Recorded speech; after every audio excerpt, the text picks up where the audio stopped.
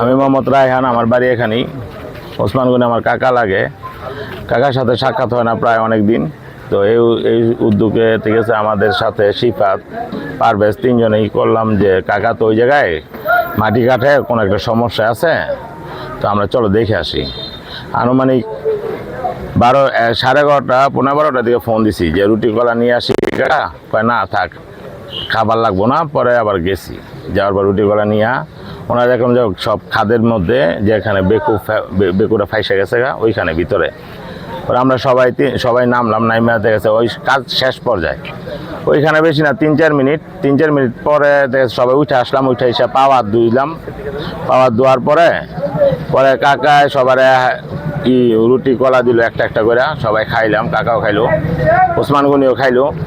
খাওয়ার পরে আমরা চলে আসবো। এই মুহূর্তে আমাদের ট্রাকের 2 সাইড দিয়ে আগে সবার মুখ বাঁধা আর হাতের মধ্যে পাওয়ারফুল টর্চ লাইট, তারপর 2 সাইডে ঢুকতেছে। 2 সাইডে আমাদের পুরা পিছন দিয়ে ঘেরাও করে রয়েছে, ঘেরাও করে দাঁড়ায় রয়েছে। আমরা ভাবলাম হয়তো পুলিশ প্রশাসনের বা কিছু এইভাবে আসে। পরে তাই দেখলাম যে না, ডাকাত এরকম একটা। পরে আমার মোবাইল সরাই দিছি, ফালাই দিছি। পরে তোরা নাকি করে, তোরা সবাই বস। সবার চোখের মধ্যে মুখের মধ্যে লাইট মারতেছে, আর কিছু বলতেছে না, বস। পরে যা বললো তা আমরা শুনলাম, বসে গেছি। বসার পরে ওসমান গনি মাথা নোয়া চুপ করে বসে রয়েছে। এর মধ্যে সবাই দেখে কে কি করতেছে, মোবাইল হাতায় নিতেছে, সবার টাকা পয়সা যা নিতেছে। ভাবলাম যে এই অবস্থা। পরে কে পিছন দিয়া বলতেছে যে উনি এইটা আর কি টার্গেট হলো ওসমান গনি।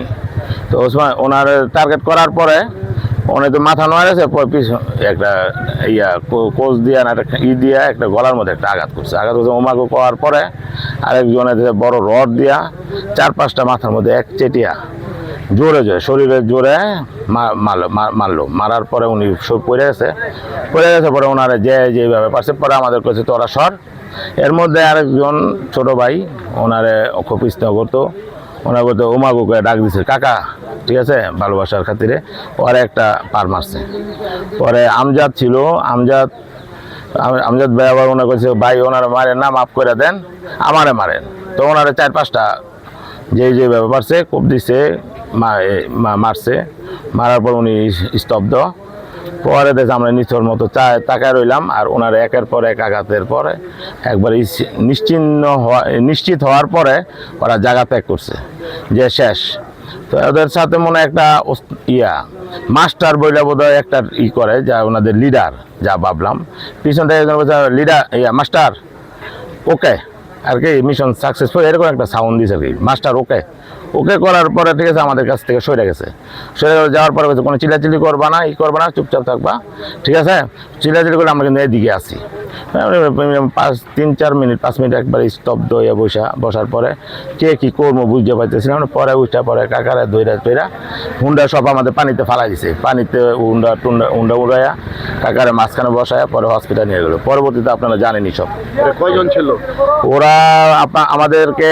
আমাদের চারদিক গেছে প্রায় 25-30 জন। পিছনে আবার ট্রাকের পিছনে ছিল আর মিনিমাম 10-15 জন। কারণ আমাদের সাইডে যারা ছিল বরাবর দেখা গেছে অন্ধকারের ভিতরে আরো অনেক লোক পিছনে ছিল। জায়গাটা কোথায় নির্দিষ্ট করে বলুন? পাকুন্দা গোরস্থানের পাশে, গোরস্থানের মুখে, গোরস্থানের গেটের সামনে একবারে। আপনার এই ঘটনাটা মানে এই যে হামলাটা হইলো, মানে আপনার মনে হয় যে কিসের সূত্রে? এটা পরিকল্পিত যে কোনো একটা রাজনৈতিক সূত্র হইতে পারে, ঠিক আছে। এটা আমার বিস্তারিত জানা নাই। তো ওনারা যদি আমাদের যদি অ্যাটাকই করতো, সবারই অ্যাটাক করতো। ওনার একা অ্যাটাক করার মানে ঠিক আছে, ওনার পূর্ব পরিকল্পিত বা ওনার শত্রু মনে করে শত্রুরাই ওনার এই কাজটা করছে, ওনার দিয়া করাইছে বা কারো দিয়া করাইছে। ধন্যবাদ।